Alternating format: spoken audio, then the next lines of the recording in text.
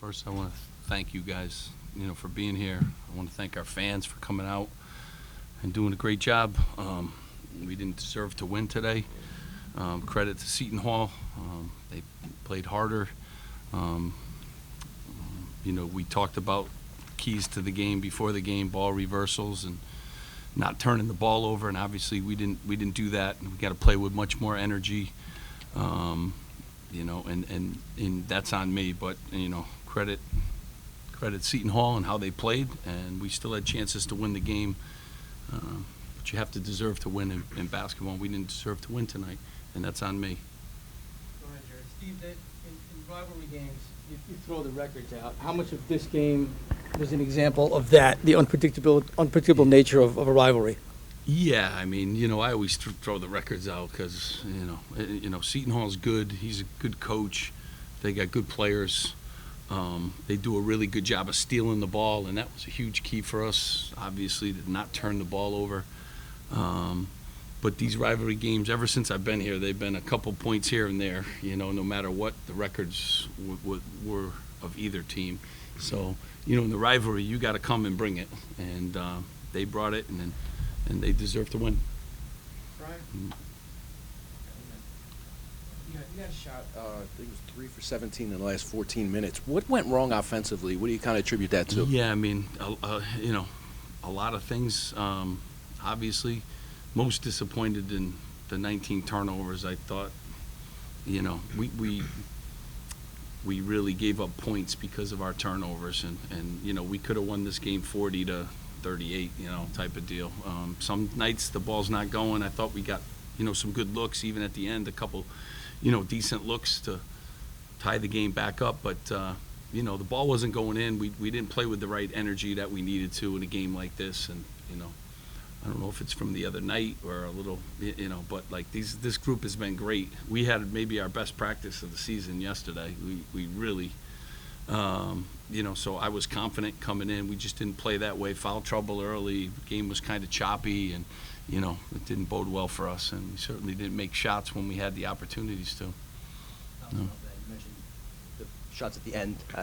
Shots around the rim have been a bit of an issue throughout the season. You went 7 of 16 on layups today. Yeah. I guess, one, how killer are those, and is there something you do, or is that just a matter of? Yeah, I know that's a big stat in in the stat world. When we just have to finish, we have to embrace the contact. We have to do a better job, obviously. And in today's game, you just need a couple of those to kind of go. They would have kind of changed things, but we're spending a lot of time in practice. But we need to make threes. We can't turn the ball over like this, and we're not a big turnover team. We're actually pretty good with the basketball. So, but Seton, one player had 6 steals. I think Richmond did. Just popping up in the middle, got great length there. They have really good athleticism. They're anticipators, and we just didn't do a great job of handling their length. Steve, some of the fans seem to think Casey stepped on the, out of bounds there at the end, and maybe it should have been a turnover. Did you see anything there? Did you have any thoughts on that? Yeah, I didn't. I didn't see. The ref said he didn't. So, to watch the film.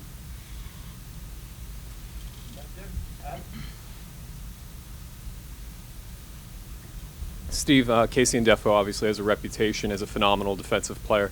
What did you see tonight in that matchup down low between him and Cliff? Obviously he's shot blocker is unique, and the way he plays.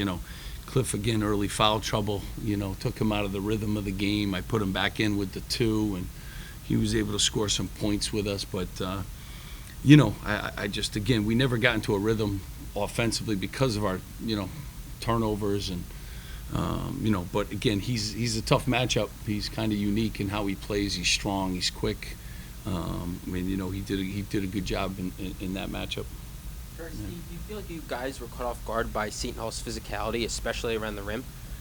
I don't think we were caught off guard. I actually think we were very well prepared, for this game, and our guys knew how athletic they were, and they have good size, especially at those wing spots. We just didn't do a great job of reversing the ball and running our sets. And the game did get choppy, and, you're never in a rhythm when you're turning it over every other time down the court. So I think we have a lot of respect for them, and, Samuel was good. Nadefu, obviously. Al Dawes is a guy we played against before at Clemson, and we knew kind of player he was. And Richmond, I knew he's got some shake to his game, and I have a ton of respect for him. And and Trey Jackson, and the guys they bring off the bench, Davis, like talented guys. How hard was it to get past Thursday night's officiating debacle? It was a national story for a full day. How difficult was it to turn the page when you're in that spot? We tried to, and in this league and with the kind of schedule that we play, you got to, turn the page quickly. Like I said, I thought we had our best practice yesterday.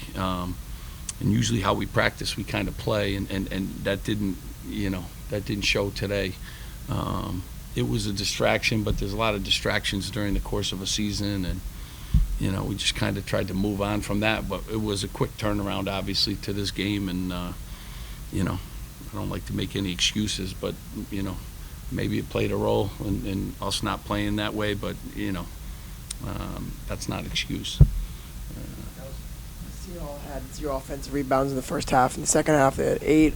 What was the change on the glass for the first half? Yeah, I mean, they did it. I thought we had some excellent defensive stops, and we just couldn't grab that basketball and get a hold of it. And they took advantage of it. They made a couple big shots off of what I would consider some of our great defensive possessions, but we just weren't able to corral it. One time, 2 guys went up and knocked it out of each other's hands. And they got it back. So, there were big plays, down the stretch. It's a 2-point game, so every one of those matters, and we didn't do a good job in the second half of corralling those and getting those second shot attempts. Obviously, an emotional few days between what happened in Columbus, losing to a rival today. You guys have a week off before you play Wake Forest again. How do you kind of prevent this from spiraling and becoming, Well, I mean, we're this is the league. If you can't prevent, you got to play basketball. When we play well, we play well most of the season here. So, it's going to be good for us. We got a couple guys banged up, so get a little healthy. Obviously, we got to get better, and we can't perform, like that. We can't turn the ball over 19 times.